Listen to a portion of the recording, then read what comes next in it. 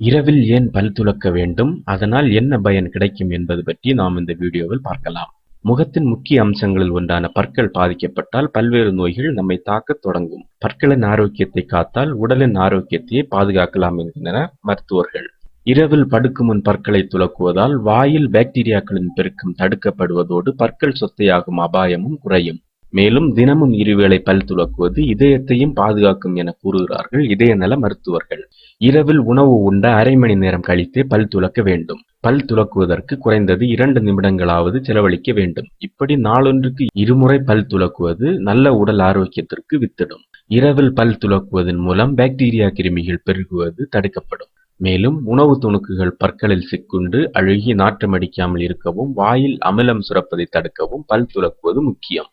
தினமும் காலையிலும் இரவிலும் பற்களை துலக்குவதால் வாய் ஆரோக்கியம் மேம்படுவதோடு ஈறு சம்பந்தமான நோய்கள் வரும் அபாயமும் குறையும். ஏனெனில் இரவில் பற்களை துலக்கும் போது பற்காரைகள் அகன்று ஈறுகளின் ஆரோக்கியம் பாதுகாக்கப்பட்டு ஈறு நோய்களில் இருந்து விடுபடலாம். தினமும் இரவு பல் துலக்குவதால் 30% பல் சொத்தையாவதை தடுக்கலாம். இரவில் பற்களை துலக்காமல் இருந்தால் காலையில் வாய் மிகுந்த துர்நாற்றத்துடன் இருக்கும்.